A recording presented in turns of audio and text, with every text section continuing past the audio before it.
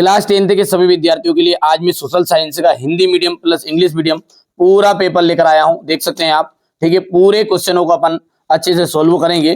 तो चलिए शुरू करते हैं। आप तो मैं जितना बताऊं ना उतना कंप्लीट करते जाओ, मेरी जवाबदारी आपको अच्छे अंक दिलाने की, ठीक है। समय कम है आपके पास इसके लिए, ठीक है, और अच्छे से तैयारी करवाऊंगा मैं तो, ठीक है भैया। प्रथम अंतर्राष्ट्रीय पृथ्वी सम्मेलन किस वर्ष आयोजित हुआ? प्रथम जो अंतर्राष्ट्रीय पृथ्वी सम्मेलन है वो कब हुआ था? देखो, ब्राजील में हुआ था। क्या हुआ था? ब्राजील में, ठीक है, रियो डी जेनेरियो में, ब्राजील के रियो डी जेनेरियो में हुआ था प्रथम अंतर्राष्ट्रीय सम्मेलन। याद रखना वो 1992 में हुआ था। इनमें से किस फसल को पीला सोना कहा जाता है? सोयाबीन की जो फसल है ना उसको कहते हैं बेटा पीला सोना। क्या कहते हैं? पीला सोना। सूती कपड़ा मिल की रूपरेखा किसने तैयार की?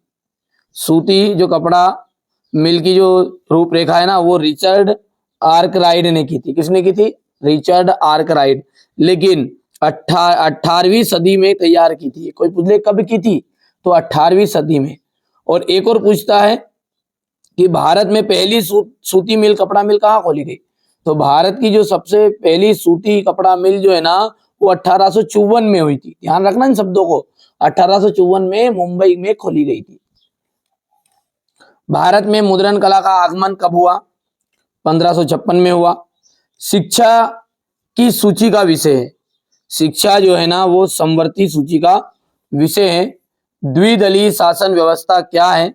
द्विदलीय शासन जो व्यवस्था है वो अमेरिका में है, और चीन में जो है वो एक दलीय शासन व्यवस्था है, ध्यान रखना है। और भारत में जो है बहुदलीय है, और फ्रांस में जो है वो भी बहुदलीय है, याद रहेगा।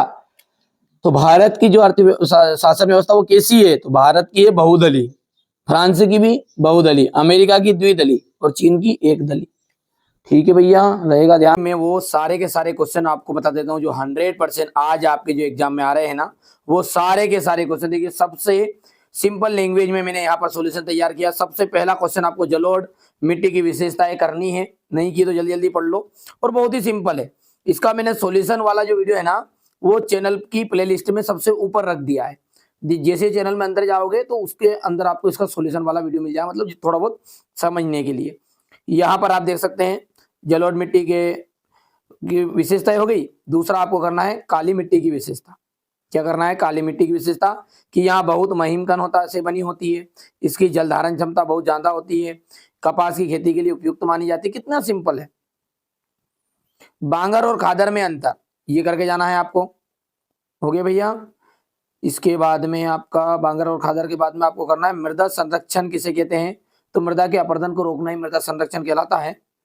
ठीक है, यहाँ से इसके उपाय, ये यहाँ से मैं देखो इस वीडियो में आपको क्या कर रहा हूँ, डायरेक्टली स्क्रीनशॉट दे रहा हूँ, बाकी इसका समझना है आपको। तो ये समझने के लिए क्या करना पड़ेगा? चैनल के आर्ट पर देखो, चैनल आर्ट समझ में नहीं आता तो चैनल में जैसे अंदर घुसोगे तो एक वीडियो मिल जाएगा आपको, बस उसी वीडियो में ये छिपा हुआ है, देख लो जल्दी। यहाँ पर देख सकते हैं ये क्वेश्चन आपका 100% श्योर आ जा रहा है ना। वनों का वन्य क्षेत्र, ठीक है, वन और वन्य जीव संसाधनों का वितरण बताना। देखो कितनी बार आया, 23 की पूरक परीक्षा 24 में प्रश्न बैंक में दिया है, ये मतलब आएगा आपका 100% और आ रहा है। हो गया। फिर अगला है हमारा आरक्षित वन और रक्षित वन में अंतर। यदि हम बात करें जैव विविधता क्या है, यह मानव के लिए क्यों महत्वपूर्ण है? जैव विविधता क्या है, मानव के लिए क्यों महत्वपूर्ण है? रबी और खरीफ की फसल में अंतर, ठीक है, रबी और खरीफ की फसल में अंतर हो गया है। जायद की फसल क्या है? 100% श्योर ये आज के पेपर में आपका आ रहा है। ठीक है, प्रारंभिक जीविका निर्वाह कृषि, प्रारंभिक जीविका निर्वाह कृषि किसे कहते हैं? इसकी विशेषता है। देखिए विशेषताएं करनी पहली तो प्रारंभिक जीविका निर्वाह कृषि की विशेषता करके जाओ बढ़िया से। ये रहा स्क्रीनशॉट, जल्दी लो। गहन जीविका निर्वाह कृषि की विशेषता लो। हो गया भैया, ये हो गया गहन जीविका निर्वाह कृषि। दो विशेषताएं करनी, ज्यादा थोड़ी ठोकनी है। और वाणिज्य कृषि, देखो वाणिज्य कृषि की विशेषता कहाँ है? ये यहाँ है, ये अंतर है ना, ये अंतर, इसमें अंतर में ही आपकी विशेषताएं छिपी है। हो गया। इसके बाद में आपका है रोपण कृषि की विशेषता है। यहां से देख सकते हैं अपन रोपण कृषि की विशेषताएं आपको करनी है। अगला आपको एक टॉपिक पढ़ना है, यहां से देखो ये उद्योग वाला, कि जो उद्योग है, ये देखो मैंने पूरा समझाया है। कहाँ पे मिलेगा, मैं बार बार कह रहा हूँ आपको, मिलेगा कहाँ पे ये, ठीक है, चैनल आर्ट पे मिलेगा इसका सॉल्यूशन, ठीक है, और प्ले लिस्ट में सबसे ऊपर रखवा दूंगा। चलिए यहाँ पर देख सकते हैं, ये सॉल्यूशन नहीं, उसका आंसर का मैंने जिसमें समझाया है, बस उसी क्लास को भी अटेंड कर लोगे तो काम आपका हो जाएगा। यहाँ से देख सकते हैं, सरकारी उद्योग, सहकारी उद्योग, मिश्रित उद्योग और उपयोगिता के आधार पर उद्योग कितने प्रकार के होते हैं। आधारभूत उद्योग हो गया, उपभोक्ता उद्योग हो गया भैया, केवल पढ़ना है इसको। इसके बाद में आपका हो जाएगा यहाँ पर तैयार माल की प्रगति के आधार पर उद्योग के प्रकार। आगे बढ़ते हैं तो कच्चे माल के आधार पर उद्योगों को कितने प्रकार में बांटा गया। कृषि आधारित उद्योग, खनिज आधारित उद्योग, वन आधारित उद्योग। देखो स्क्रीनशॉट ले लो। वायु प्रदूषण को नियंत्रित करने के उपाय, अगला है हमारा वायु प्रदूषण को नियंत्रित करने के उपाय है। जल प्रदूषण को नियंत्रित करने के उपाय, सिंपल से सिंपल, देखो कितना सिंपल है। उद्योगों को नदियों और जलाशयों से दूर स्थापित करना चाहिए, मतलब कंपनी कहाँ खोलनी चाहिए, नदियों और जलाशय से दूर।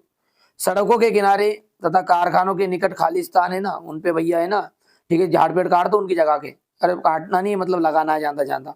2 पॉइंट हो गए।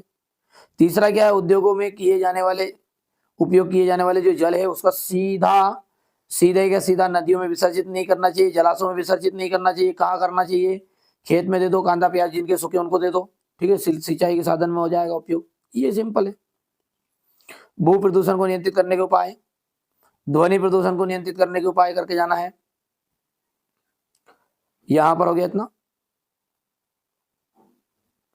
यदि हम बात करें पवन हंस की, तो पवन हंस क्या है। अब ये अगला अगला क्वेश्चन आपका, सविनय अवज्ञा आंदोलन क्या है, वर्णन कीजिए। सविनय अवज्ञा आंदोलन हो गया। इस आंदोलन के कार्यक्रम निम्न है। तो ये देखो कितना सिंपल है भैया। अच्छा, इसका सॉल्यूशन मैंने बोल दी आपको, देख लेना, आपकी मर्जी पड़े तो, नहीं तो आपको रट्टू तोते हो तो रट देना यहाँ से, नहीं तो उस क्लास को अटेंड करके चले जाओ, चैनल की प्लेलिस्ट पे मिलेगी। वास्तविक विकेंद्रीकरण की दिशा में एक बड़ा कदम 1992 में उठाया गया, लिखिए, ठीक है भैया, ये करना है आपको। इसके बाद में संघीय शासन व्यवस्था की कोई 3 विशेषताएं। इसके बाद में आपका जाएगा प्राथमिक क्षेत्रक किसे कहते हैं, ध्यान देना है, प्राथमिक क्षेत्रक और इसकी विशेषता, द्वितीय क्षेत्रक और इसकी विशेषता, तृतीय क्षेत्रक और इसकी विशेषता। हो गया तृतीय क्षेत्र। विशेषता कहाँ है तृतीय क्षेत्र की, इसमें छिपी हुई है, इसी में से आपको विशेषता बनानी है। अब ये मैंने उस वीडियो में आपको बताया है। मुद्रा से आप क्या मुद्रा क्या है, ऊपर वाला करना है, मुद्रा क्या है। ये रहा आपका मुद्रा के कार्य, हो गया भैया। औपचारिक और अनौपचारिक इनमें अंतर। विनिर्माण क्या है, विनिर्माण का महत्व देख सकते हैं आप, विनिर्माण का महत्व। बहुराष्ट्रीय कंपनियों से क्या आशय है, 2 बहुराष्ट्रीय कंपनियों के नाम आपको बताने, देखिए आप ध्यान से। हो गया भैया। सीमा सड़क संगठन की स्थापना कब की गई। रेल परिवहन देख सकते हैं, इंग्लिश मीडियम वाले बच्चों के लिए भी दे रहा हूं, जितने मेरे से बने उतने जल्दी जल्दी। देखिए सड़क परिवहन जो है वो रेल परिवहन की अपेक्षा महत्वपूर्ण है। रोलेट एक्ट क्या है, भारत के लोगों ने रोलेट एक्ट का विरोध क्यों किया, यहां पर हो गया। सत्याग्रह का विचार का क्या मतलब है। आंदोलन असहयोग आंदोलन के कारण बताइए। तो ये असहयोग आंदोलन के कारण निम्न है।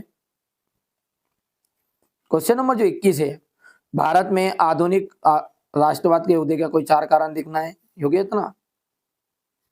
500 साल पहले कौन कौन से खाद्य पदार्थ हमारे पूर्वजों के पास नहीं थे। रेशम, ये रेशम नहीं है, रेशम है ना, मिसप्रिंट हो गया लिखने में। रेशम मार्ग को किन किन वस्तुओं का निर्माण होता है। जाबर कौन थे, स्टेपलर और फुलर। रिकॉर्डिंग पर टिप्पणी देनी है। ब्रिटेन की महिला कामगारों ने स्पिनिंग जेनी मशीन पर हमले क्यों किए। 1840 के दशक में 19वीं सदी तक श्रम की बहुलता में मजदूरों की जिंदगी को कैसे प्रभावित की, योग्य था ना। अब यहाँ पर मिसप्रिंट है, ये शहरों नहीं है, शहरों है, शहरों। मुद्रण की सबसे पहले तकनीक कब और कहाँ विकसित हुई? मुद्रण संस्कृति के 2 परिणाम लिखिए। राजनीतिक दल से क्या आशय है? राजनीतिक दल से क्या आशय हो गया?